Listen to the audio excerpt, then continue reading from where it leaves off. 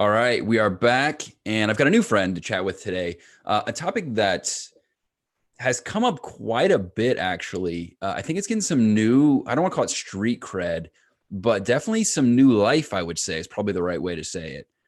So I've got a guest here to join me today. This actually wasn't planned, but it worked out perfectly to talk about this. We're going to talk about LinkedIn. And Shay Rowbottom is joining me here to talk about that. I guess you're considered a LinkedIn influencer, right? I guess I was looking you up and you've done really well with LinkedIn. So I'm curious to chat more about what you've done and how it's worked, and specifically as it relates to video. But Yeah. anyway, want to welcome you to the show. Shay, how are you? Yeah, absolutely. Thanks, Chris. I'm doing good. How about you? All is well. All is Awesome. well. Yeah. So let's talk. I'm curious about, I want to get into the LinkedIn stuff. I want to talk about what kind of evolved in his head, because a lot of people, when they think video, they're like, oh, you got to be on YouTube, you got to be on Instagram, we got to be on these other Mhm. platforms, right? So I'm curious about how LinkedIn kind of took shape for you. Yeah. But first, kind of back up a little bit. This is how we always start the show. Just tell us a little bit about who you are and kind of how that entrepreneurial journey unfolded. Yeah, absolutely. So I am a content marketer. I have worked on social media for quite a few years now, developing video content for businesses and brands on various platforms like Facebook, Instagram, now LinkedIn. Mm-hmm. I actually got my start in business kind of unorthodox. I was a musician and I was actually hiring someone to shoot a music video for me, and that kind of led that evolved into the process of me learning about video and falling in love with video, and then Mm. eventually hopping on social media. So that's my background. I did drop out of college and did the music thing for a while, and then decided to go into business on social media. So. Sweet.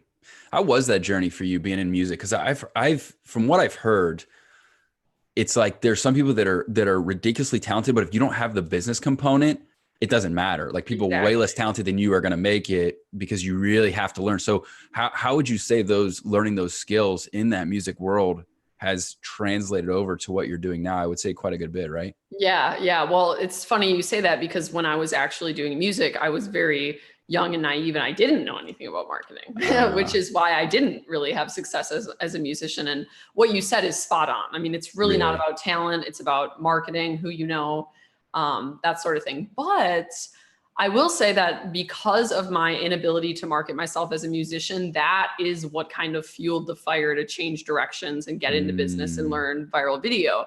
So I would say if I wanted to pick up, being an artist again today, it would be fairly easy because I have all the knowledge and resources to get my message out. you've got a backup plan. Exactly. Yeah. So it's kind of been the perfect storm. I took a break Yeah. from art for a few years to learn business, but now with my own content, which I'm sure we'll touch on in like LinkedIn, it does kind of seem like the perfect fuse of the two, where I'm a businesswoman and I've learned marketing, which I'm super grateful I know, but I also still get to be creative and still get to make my own content. So that's It's kind of so fun. funny you say that because my wife has the same, not, I don't want to call it a struggle, Mhm. but at her core, she's an artist, right? Okay. And like, Yeah. so she's a digital marketer and what have you. And every time we talk to her dad about what's going on, he's like, I always knew she was an artist, like anything that involves creativity. And so it's interesting because a lot of these online marketing companies, it seems like it appeases both, right? It's like you get Yeah. the fulfillment of like really making money and making a difference, but also fulfilling that, like, I guess, void, if you will, of having a job and not having that creative influx of opportunity that you now have with digital marketing, right? Yes, absolutely. And I think that's where a lot of artists go wrong is a lot of artists like have such an ego about their music. They Mm, don't really they feel like they should have to quit or put it on the back burner to learn another skill. They just hope that they'll cultivate relationships that'll take care of all that for you. And yeah. some artists do get really lucky and they do end up in a with a strong tribe that can help propel them forward. But Mm, for me, it was just like I was coming from a really rough place. I didn't have like support from my family. I was just mm, very naive, and the music industry is brutal. I mean, yeah. I certainly got taken advantage of. I certainly like developed some street skills at that point in my life. Just kind of learned things the hard way. How But much yeah, was I an mean, eye opener was that for you to go through those experiences and not have the support of your family in that? well, I think it was good because I kind of always knew that my family was dysfunctional and probably Mm, not the best influence for me to be around. But I think following my dreams and chasing music really like pushed that reality to the forefront, where I was forced to face like, this is where you come from, and these are the people that are supposed to be supporting you. This is what they're doing and saying. Is this really like anything you even want to pursue anymore? So it actually helped me set more boundaries for my family, which, you know, as sad as this might sound, I attribute a lot of my success to first creating that distance. Because it doesn't matter how motivated or driven you are. If you're surrounded by people that are dragging you down, you won't grow. And that's the issue with family, is people make excuses for, but it's my mom, but it's my sister. Are they toxic? Are they toxic? Yeah. That's it. You know, you got to make a decision. So. You know, the other thing I always say too, maybe you'll resonate with this. A lot of entrepreneurs early on, and maybe you found this, maybe this was the case for you being a musician, and maybe both, maybe now as an entrepreneur as well. But like, you can't expect people that aren't like you to get your path and to understand what that world entails, right? So like, for me, the way my brain works as an entrepreneur, when I see an opportunity, I just expect that everybody sees it the way that I see it, right? Like, how could you not see that as an opportunity? How could you not see that as a viable means to generate revenue, right? Yeah. But what I don't realize is that that's very much a unique quality that entrepreneurs share. They're like, we see things before they're real, and thus we're able to create them and manifest them into reality. Yeah. Whereas family, they don't get it. All they see is their perspective of who they are as a people, which is, this is extremely risky. And what if? Yeah. Right. Yeah. And so I think that's something that struggle. Maybe you found that as a musician too. It's just like, you know, they see from the outside looking in, not being musicians themselves, not seeing that opportunity in the way that you saw it.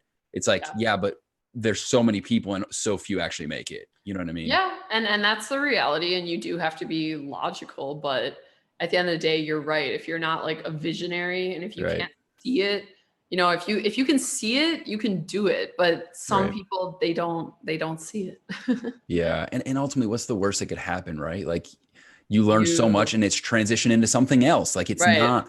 Exactly. You know, I feel like the worst that could happen happened to me. And I'm alive. Exactly. But I think, you know, we've become so coddled as a society, in that the worst case scenario for us is like, we have to cut our Netflix, you know, because we can't afford it anymore. Right. Like, we have so many things, and I'm not picking on Americans. I just think we've become a little bit entitled in that sense. Oh yeah. I mean, what you're saying is really important. I actually just touched on this in another podcast that was asking me, what do you tell people that are maybe of a little bit older demographic than you, who do want to leave their job and take a risk and start their own business, but like, they have kids and they're just like in a different position. And I'll agree. I do think it's easier when you're younger and don't have Yeah.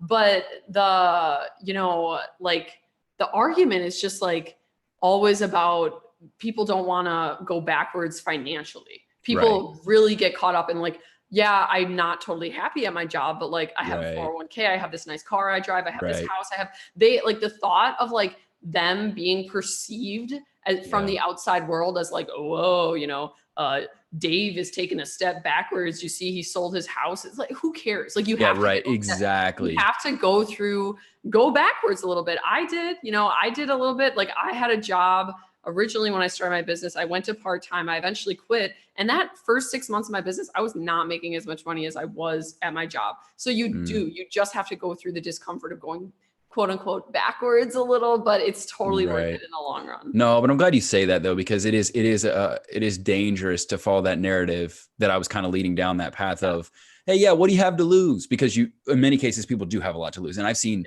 I had a guy I tried to help out a couple years ago. I've mentioned this story before, but was a teacher, left his job, put all of his savings into opening up a restaurant because he liked to cook. So he went into the hardest business to start, which is a restaurant. That's really hard. And in like 6 to 8 months, he had just burned through everything and was way upside down and the business closed. Like, it happened that quickly. Took on way too much overhead, just bit off way more, got prime real estate so you do have a lot to lose. But you know what though?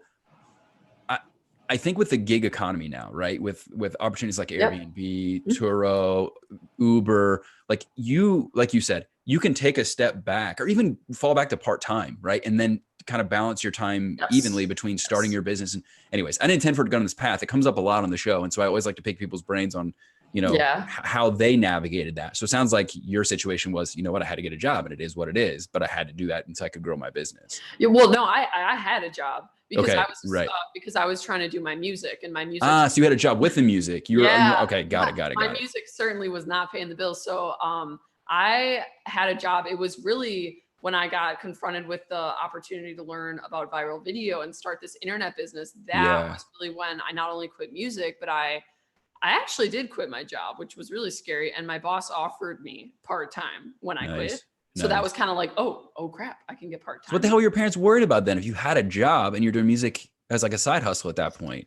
Oh, I don't really like to talk about my parents, but I knew in my heart what was right for me, and I followed that. And at the end of the day, that's why I won. Got it. Cool. Awesome. All right. So all the rave is, I mean, right now, Instagram. I mean, it depends on the demographic, right? But if we're talking about younger folks, it's, oh my gosh, IG. And like, I get that. And I know, for a long time, especially when it was a newer emerging platform, the engagement was just through the roof, right? Yeah. So I think it was that instant gratification, that dopamine hit that really like enthralled people to want to be on that platform. But man, I'm telling you, and I was really high on Instagram at first for those reasons. I'm like, the engagement is crazy, right? Because you didn't see that engagement anymore on Facebook, at least organic on Facebook or Twitter or what have you. But the CTR just wasn't there. Like, I'm not seeing that I'm not seeing people on my website, which is all that matters. People going to your site and joining your email list when it comes to actually making money, right? Which if you're in business, that is a very important aspect of that. So, is that why? I guess I'm trying to figure out, because you've done a lot of digital marketing, Facebook, Instagram, all these other things, right? Like how that shifted to your main focus now being LinkedIn. Is it for those reasons about the conversion metrics? Because it sounds like it's kind of where it is. Okay, cool. All right, I'll let you fill in the blank. That's one of the main reasons. All right. Right demo? I'm sorry, say it again. Is it probably more right? Is it also right demographic on LinkedIn? Because they're there for that. Yeah. So that's what I was going to touch on. I'm just going to shut up and let you talk, because I'm like the blanks for you here. No, it's totally cool. So this is the thing. When I got on Facebook a few years back and started working for a lot of these Facebook blogs, what I picked up on, what I learned was that the biggest blogs, the most successful ones that had grown early and that were just like solidified, crushing it, monetizing, they got in at the right time. And that's like why they had this surge in growth and were able to get to establish themselves early on. Because if you would have started a Facebook page between like 2011 and 2013, like it was really easy to grow back then. Just like what you were mentioning about Instagram, they were showing your posts to all sorts of people. It was like just a short period of time where if you were posting consistently, go, like the growth was off the charts. So that's Facebook. And the difference on Facebook is a lot of the audience is, housewives, women, middle-aged women, which is good for a lot of like B2C stuff, because you can sell products really well on Facebook. But what was attractive about, what was attractive about LinkedIn is like, okay, this is a social media platform where everyone goes to do business. Like you're in a business mindset. You're looking for a partner. You're looking for someone to solve your problem. That's so unique. Like there aren't any other social media platforms of that nature with where such a high percentage of the user base is educated and has money. You know that the average annual income of a LinkedIn user is over $100,000. That is wild. That is insane, right? It's insane. So I always say it's like the networking event of social media. Like you go to a networking event, you're in a business mindset. You go to like a backyard barbecue, which is Facebook. You're kind of like more just like chilling out, want to like have a good time, have some jokes. So there's definitely, I would argue always that like a view, a click, a comment on LinkedIn is more valuable because it's way more likely to convert. Now, the second part is going back to what I'd mentioned just before about that prime time to grow a Facebook page that doesn't exist anymore. So now that exists on LinkedIn. And now LinkedIn is kind of going through that instant gratification phase where any new creator can get on the platform, start releasing videos.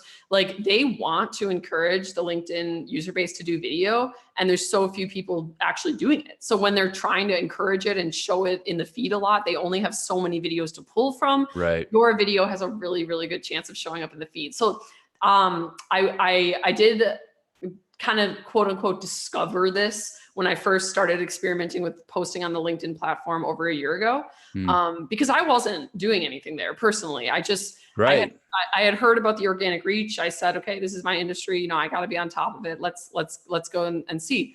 And like instantly within 2 months, I had generated over 6 figures in revenue for my business just because just because I was releasing 2 to 3, not even that many to begin with, 2 to 3 original videos a week on my page. And within 2 months, that was the result. And there was no paid behind that. That was all organic. All organic. They were just showing and then it's like momentum, like any platform. Once you get going, you just build, you start showing. And I never stopped. You know, that's my secret. I just stayed consistent. That is the key to everything. Yeah. Since the day I started posting over a year ago. So, you know, it's not only like a no-brainer that, hey, if you're B2B, this is the platform you need to be on all your markets right here. But it's also by far the most generous platform for organic reach right now.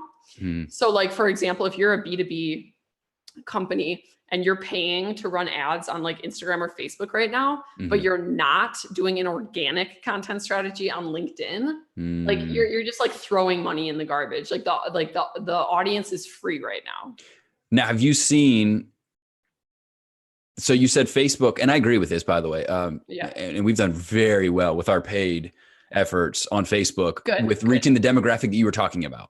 Stay-at-home moms that are trying to build an online business, lifestyle business. Perfect. Like, it's the perfect place for them, right? Yeah. So what is that demo? Because so you said in terms of earning, you know, where they are in terms of earners, right? 100,000 plus. Is there anything that you found? Like, is it predominantly one or the other? Is it male, female? Is there a healthy split? On LinkedIn? Yes. Yeah. So LinkedIn is actually, I believe, the only social media platform that's male dominated. So that's kind of unique. Yeah. But I was going to guess that, but I didn't know. You know, it's evolving to be a lot more diverse. Like I would say that there's still tons of people from all industries and all sorts of paths on the platform. But I will say it's still really heavily saturated with recruiters, salespeople, spamming the inbox. That does still happen on LinkedIn, unfortunately. I'm rolling my eyes because of my messages that I get on LinkedIn. It's just spam all day. I mean, exactly. All day, just spam. It's like, how does this work for people? And a lot of those companies aren't doing organic. Like they're not making content. They're just still spamming. It's like, you guys just grow your page. It's crazy. Yeah. So those two, what did I say? I said the recruiters, the sales, and then the job seekers. Yeah. So those are like 3 really big demographics. Like if you wanted to get on LinkedIn and make a page right now that was just solely about like tips on how to get hired and tips for job seekers, that's like a really easy page to grow on LinkedIn because there's so many people. Actually, like a lot of people have LinkedIn profiles and literally only use them when they're looking for a job. Totally. And I think that's the problem with the platform itself. And because I'm going to address some of the negative stigmas about LinkedIn, and I think you'll have to. Yeah, let's hear them. I think people just don't know what the hell to do with LinkedIn. Yeah. Right? Like they're like, well, I'm not seeking a job right now, so I don't need LinkedIn. Right? Like even me, or maybe you weren't using it until like a year ago or so. It's just like, okay, so what do I post on here? Like it's like Instagram. Okay. You take pictures of your food and you post it on Instagram and you post it on your story. Like, hey, here's what I'm doing. Here's where I visited. Here's what you know what I mean? Like we've been trained to understand, like, I don't even think people look at LinkedIn as a social platform. No. It's just so different. Right. So we look at it as like this job thing that we don't really know what to do with. Right. Yeah. So has that been kind of what they've been trying to overcome as a platform? Because I see they've been injecting, like I said, new life, but there's new features that are more indicative of a social platform now I'm seeing. They are actively trying to get people to post more on the platform. They're definitely aware that it's like a stagnant platform so there's over 600 million profiles on LinkedIn, but only 250 million of those even log in monthly. So like, it's definitely like, and that has to do with the organic reach. That's why it's so generous, is because they want to encourage you to post and encourage people to create. Yeah. And you know, with like the advent of like now they're doing live, they're like, I do think they're trying to emulate other platforms just to give people the feeling of like, oh, I can like post here and I can like express myself here. Yeah. So we are seeing a shift. And like I said, I know I mentioned like those 3 demographics that are pretty heavy on LinkedIn, but like you're seeing it's becoming so much more than just that. That's awesome. Yeah. Now, talking about posting content, I actually saw one, she's become like influencer status. Like she's doing really big things in the fitness space on LinkedIn. Okay. She's just posting like videos of her What's her working name? out. I think it's like Ansley Yeah, I know Rodriguez, Ainsley. Yeah, she's in Miami actually, which is where I am too. but just nonstop videos about work. And at first I was like, you looked at the comments and it was like, this is not the platform for that. Like people were freaking out about it, but she was doing, the engagement was ridiculous. Yep. So what kind of content works on LinkedIn in terms of video? Like, what do you recommend? Like, what is LinkedIn acceptable, or is it just anything? Like, forget it. You're gonna find your people. You're always gonna get people that troll you. Yeah. Like, what's right, what's wrong? I see people like post their political beliefs and stuff like that on LinkedIn, and I'm like, okay, that's not the place for it either. Like, what rare, is? yeah. Well, I mean, it just totally depends on what your goals are. Like, are you a business owner trying to attract the leads? You know, obviously that's mostly what I work with. Yeah. You know, you want to figure out your target market. You want to figure out a content strategy that's going to attract them. Right. Excuse me. But, you know, if you're just like a job seeker, and you have a LinkedIn profile that's just sitting there for whenever you're unemployed next, like it's ironic. You would actually have way better luck finding a job, the job of your dreams, if you're actively posting on social media now. Even on LinkedIn now, excuse me. Even if it's like kind of I mean, like, let's say you're currently working a job and you're kind of restricted. And it's not like you can get on LinkedIn and be like, my boss sucks, right? So like, I understand that there might be some restriction in how authentic you can be on LinkedIn when you do have a job. But if you just post consistently and become like a vlogger or someone who regularly like shares tips about, you know, work-life balance, you know, how to be more productive, just random things, like you're actually going to build up your profile so strong to the point that when you do finally need a job, like that is how you use LinkedIn. So most people wait until they need the job, then they get on there, then they're buried and their application's just thrown in with a bunch of others. Like they don't stand out. Like me, for example, I mean, I'm an entrepreneur, so I'll probably never work for anyone again. But like if I wanted to go on there and make a video, like someone hire me, I'm looking for like, you know, I want to be the CMO, whatever, like someone would hire me, you know, because I built that platform and I posted consistently. Interesting. All right. So for somebody that is an entrepreneur that's not seeking a job, because primarily our audience that we're talking to today, they're entrepreneurs. So so like information products, is it better for service providers, coaches, consultants? I mean, I would say it's best for B2B, but it works for anything. Like even if you are B2C, you should have a strategy. You should have somebody making videos for you consistently. Yes, absolutely. And you know, this is what I do in my program is like, I teach people about this because I think most business owners, when they think about having to make content for their page, or like maybe they see my page, for example, and it's really overwhelming. It just seems like a ton of work. It's really not. Like, it's really not. I teach people how to streamline this. I teach them how to make it so efficient that you're only spending an hour a week, like literally an hour a week as the CEO, contributing to the content for your brand. So as a consultant, or do they go through your programs to do that? They go through my program to do that. So you're selling online information products on LinkedIn. Exactly. Direct to sale, or are you going direct to like a tripwire or some kind of lead magnet? There's a lead magnet. Yeah. Okay. All right. So they're opting into some free whatever, and then you're taking them through a funnel to sell them something. Okay. Exactly. And we're doing it organically. Like everything on my page, like I kind of consider my LinkedIn profile as just like top funnel, like funnel. Like everything I do, even a lot of my content, you might watch it and think it's not calculated. Like, yo, she's talking about some random this and that here. Like it always converts to a lead eventually. You know, people say like, oh, do you monetize your videos on LinkedIn? You know, I'm like, there's really no direct monetization on LinkedIn. No. Right. Like, and it's so stupid that people expect that, because think about this. When back in the day, if you went and paid for a billboard, like you wouldn't ask them, well, how do I know I'm making sales from this? Like direct. And it's like, you had no way of tracking that. Yeah, that's a funny analogy. Like we've come so far to be able to track these things. Yeah. Minimal expense in terms of being cost effective and efficient. Right. Well, we're spoiled as marketers today. We're constantly getting data and analytics to make decisions with. Like literally, that was my last agency, just like constantly looking at the numbers like, okay, this worked, this didn't. You know, so you never have that opportunity to do that. It's crazy. It's so much easier to be a marketer. Anybody can be a marketer today, literally. Yep. Yeah, that's true. Yeah, it's nuts. All right. So are you running any paid at all on LinkedIn? No, and you can't run them right now from a personal page. So that's the holdup. I think they will eventually allow you to sponsor posts from personal profiles, but you can actually only do paid ads or sponsor, put money behind a post if it's a business page on LinkedIn. So like so when you go to like create a company, you'd have to run it from that. Exactly. Right. Yeah. Okay. Mm-hmm. Okay. And right now, the organic reach is better on the personal pages than on the business pages. But we do believe that is going to flip at a certain point in time. So we're preparing for that as well. When you say we, are you like in cahoots with LinkedIn? You got them, they're hiding around here somewhere listening. Well, actually a little bit, but no, just me and my partner, Lou. Yeah.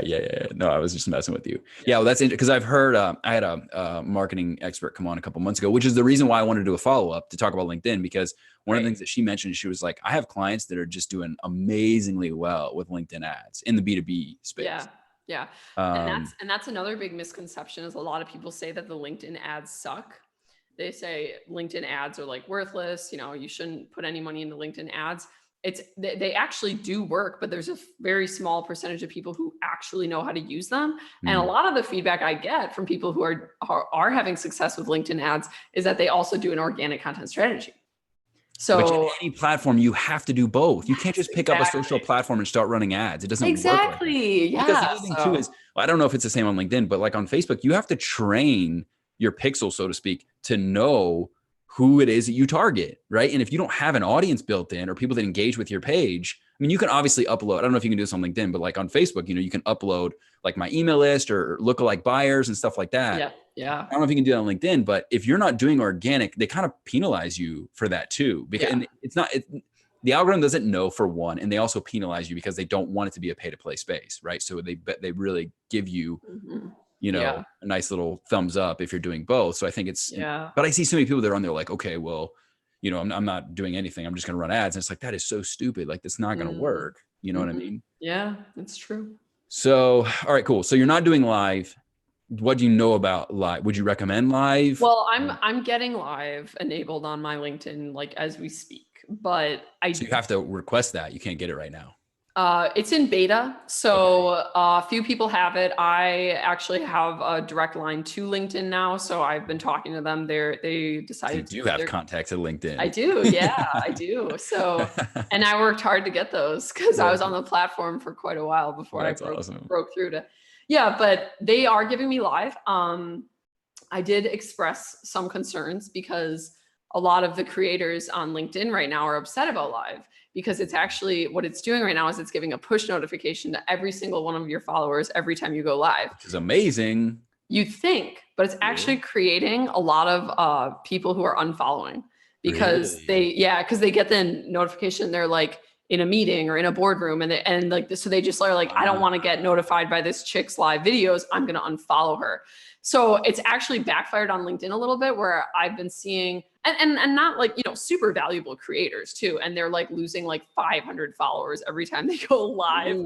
So there's a few things that need to get worked out still, I think, but I prefer recorded videos. I mean, that's me. That's what I believe social media was like originally for, is like video content. Live is kind of like, I mean, I get it, and I'm gonna do it. Like, I'm excited. I have some ideas for live, but in my opinion, it's more something that the social media channels like just gave the users so that the users could like feel a little more ego, like, like I'm live. Yeah. I mean, but I do think there's a cool element, at least on Facebook. I don't know if it's the same on LinkedIn, where like people engage with you. They kind of feel there's just a different environment. Yes. And that's true. And that's true. And I actually do think it'll be healthy for me to go live a couple times for my audience, because everything I do is so scripted and so recorded and so cut up that I do really think they just appreciate seeing me raw, like, you know, one time. But in terms of, you know, really creating and getting that like result from your creation, I haven't seen as much with the live. You know, I think there's very few like big influencers out there who've really turned live into like something for their brand, like where they have like a weekly show, or they do, you know, most of the giant influencers on the social media world, they don't really mess with live. You'll notice. It's interesting. Yeah. Yeah. It works for you, Chris. A couple of them, a couple. Well, so in the podcasting space, it makes a lot of sense. Like Rogan started doing that, and Of he's course, he's yeah. streaming his conversations because I love Joe Rogan. right, who doesn't? People actually hate on Rogan. I don't get it, but I love him. I think he's amazing. Yeah, me too.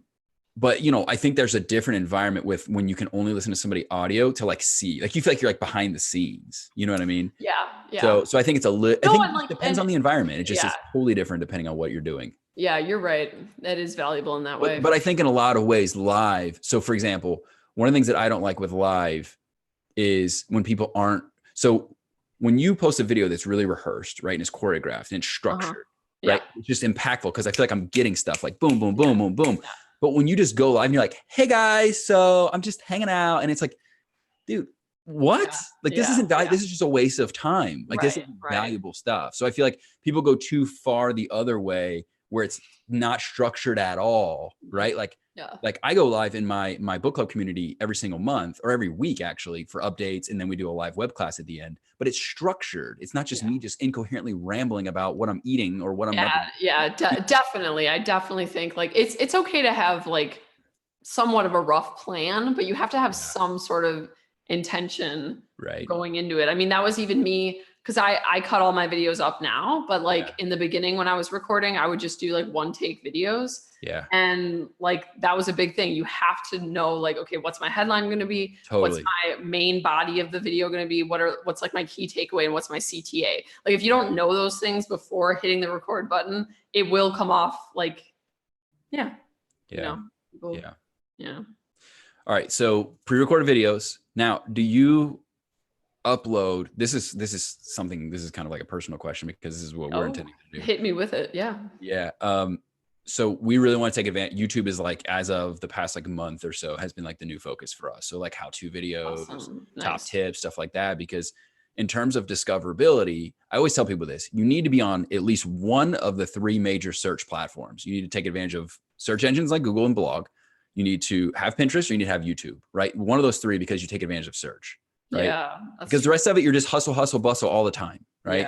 Yeah. And one of the biggest negatives about podcasting is like, people don't treat a podcast when they get online or when they go to like Apple Podcasts, they don't look for how to, like generate more revenue, right? They look for podcasters that they're familiar with, right? And that they look for names, established names already. So in terms of discoverability, you're putting out content and nobody's listening to it, right? That's a good point. Yeah. So we started pairing a blog. I write long form blog content and I embed the player in the blog so that it takes advantage of discoverability. But everything we're trying to do is like, how can we have this live forever and grow over time, right? And search is the best way to do that. So that ties into my question for you then.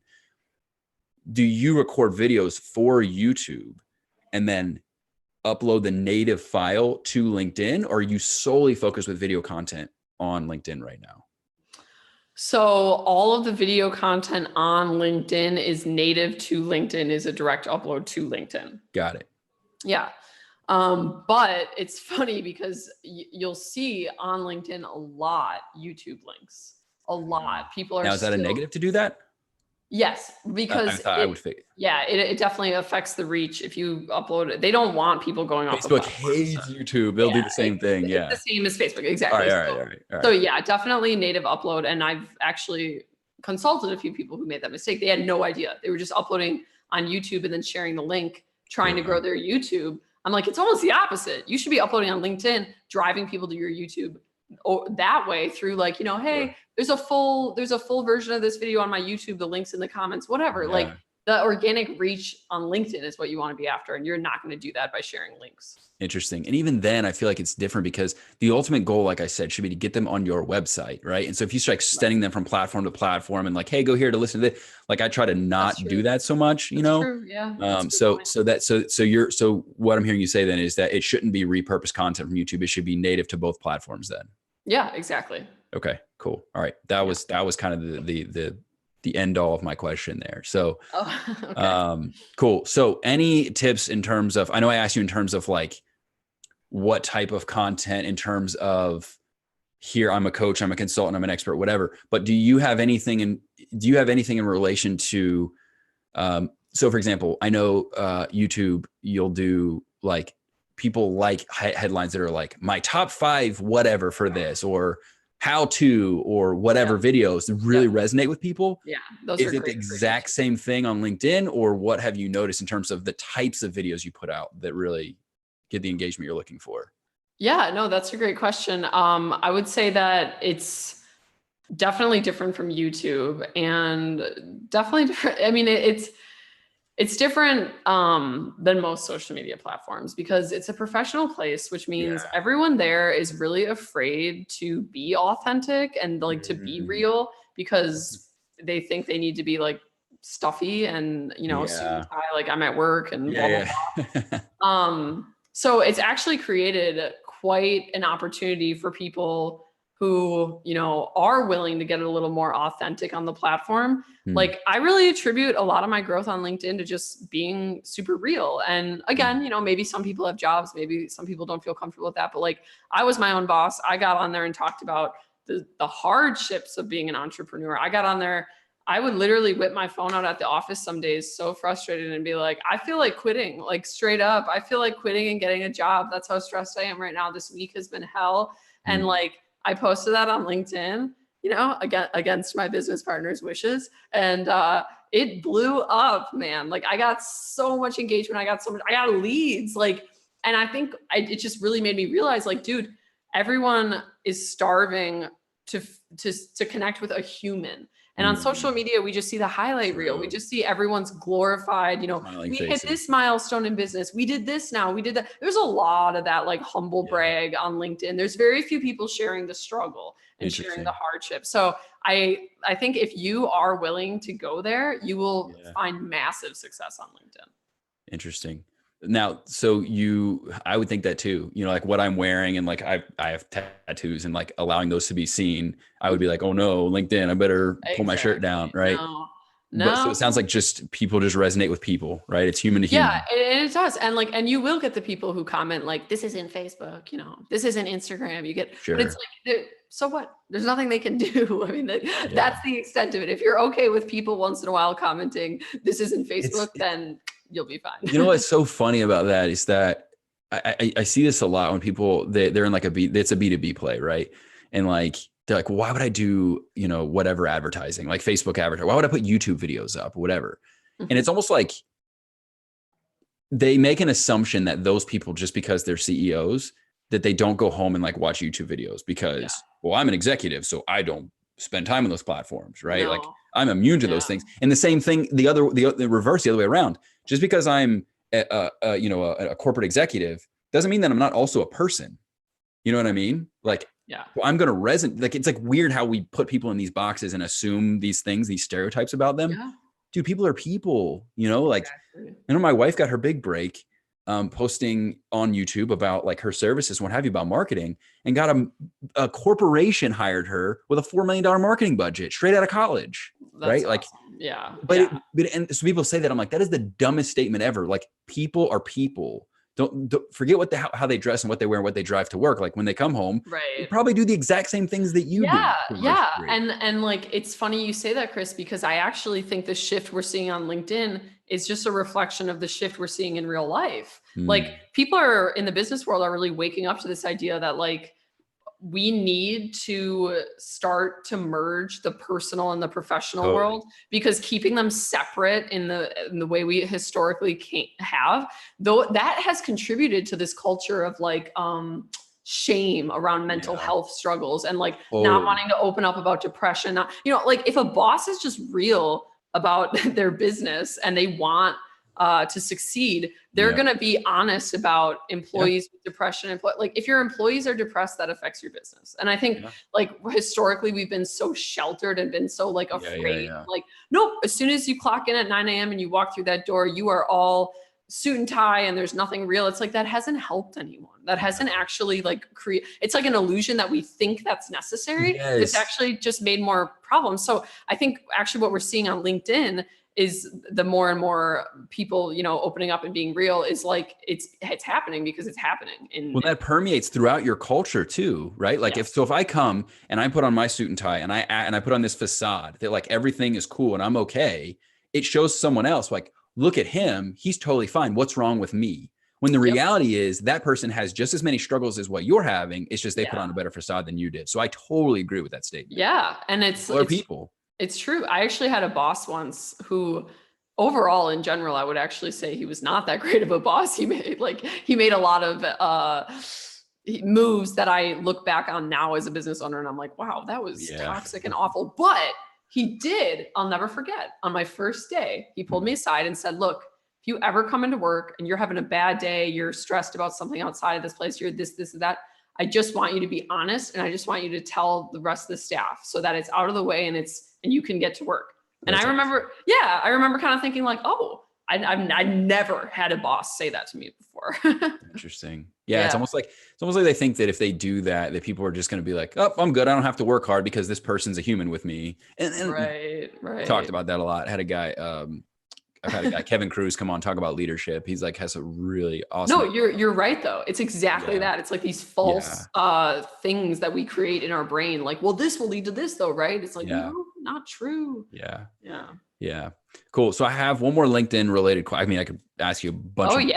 Right. But I think there are some people that don't know. I experienced this. My brother-in-law just started his web development company fresh out of college. Nice. Moved to the States from Puerto Rico, where he's from.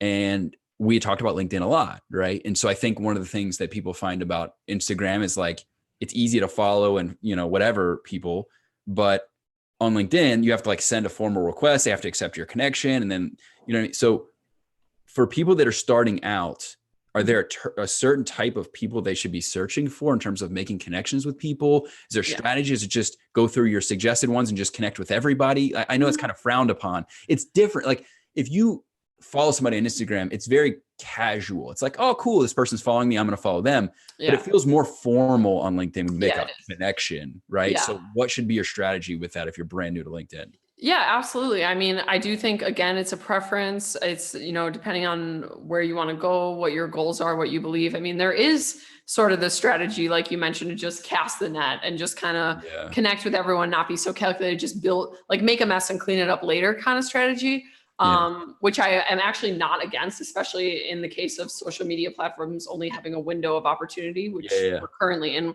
with LinkedIn. But what I would suggest is just figure out, what do you want to do on LinkedIn? What are your goals? Who's your target market, perhaps? Who are you trying to attract? And filter your searches around those individuals. Who can I connect with that could potentially later buy my services? That's what you want to be doing. This is something I teach in my program too. I definitely recommend going through an admin to do that because that's not worth your time. But if you hire a virtual assistant to go on your profile, search for these connections, given your guidance, and send the connection requests. I think there's like a limit for how many you can send a day, but I've hit it multiple times. Have you? Okay. Yeah. You can still get a lot done. I would also always suggest you send a note with because here's why. When too many people deny your request, when too many people not only deny your request, but there's another feature after you deny a connection request where you can say, I don't know this person. And that's why I didn't connect with them. LinkedIn doesn't like that when strangers are connecting with other strangers, which seems backwards. But nonetheless, if you get dinged too many times, if too many people hit the, I don't know this person, that's why I didn't connect with them, you'll actually get put in jail from being able to send any more connection requests. So that's why I always say include a note, because you're 60% more likely to get accepted if you have a note with your connection request. And it can just be as simple as like, hey, Carol, I noticed we're in a similar industry, or, hey, I noticed you're in this industry. I'm trying to connect with more people and learn more about it. Would love to connect. Honestly, it's usually just as simple as that, and they'll accept it.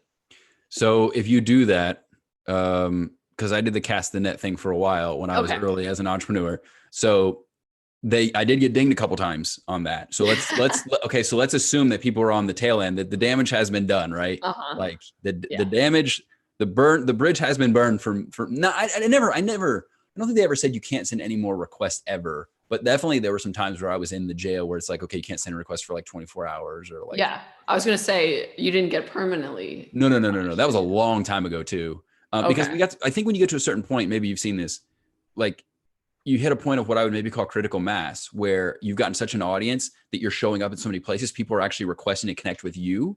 Mhm. And Yep. like you just get these inbound connections. Like Oh, I yeah. get so many every day that I probably get 5 to 7 every day that That's I just great. accept. So I don't send anymore. Mhm. Well, unless I really need Yeah. to like connect with that person, right? But I feel like I start getting more inbound. But here's my question. Um, does it affect like your in that organic reach that you would get for video? Because I know Facebook, every time they ding you, it does hurt. It bleeds into other areas Yeah. of their algorithm. Do you Yeah. know if that's the It's case with not, LinkedIn? it's really not developed on LinkedIn. I Okay. just had a call with their legal team this week. I mean, it's really like you can recover from naughty behavior on LinkedIn relatively easy right now. I don't think it will be the case forever. Like I Right. said, I think they're being a little more lenient right now.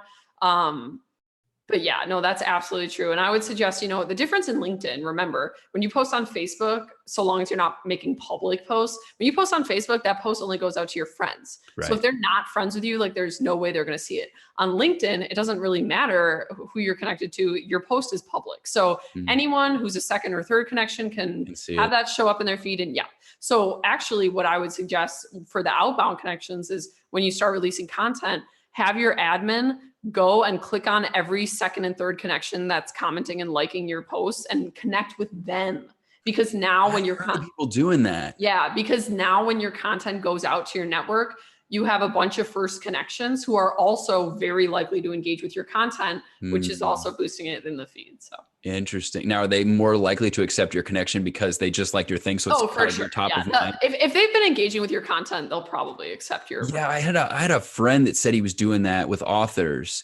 He was like connecting with them, and then he'd send them a message about like learning about the book that they were selling or something like that. But they had Okay. an organic strategy and then a Okay. follow-up strategy that like basically sold. He sold like 5,000 copies of a book doing that, like something outrageous. Really? Okay. Yeah. Yeah. I believe it. Yeah. So I think there's something to that, what you're saying for sure. Not that I questioned it anyways, but yeah, Yeah. I definitely have seen that applied in more than one space. Good. Yeah. Cool. All right. So where can people go to learn more about you? Where can they learn more about your programs? If they're interested in LinkedIn, kind of drop some links Yeah. for us here. Yeah, absolutely. Well, please follow me on LinkedIn. That's where all of my original content goes out first. Sweet. So I might post it on the other channels, but it's like it'll always hit LinkedIn first. So be sure to Nice. follow me there, linkedin.com/in/Shay Rowbottom.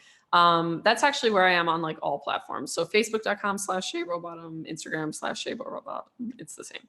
Sweet. And then in terms of my business, if you'd like to learn more about what I do, you can go to my website, www.shayrowbottom.com.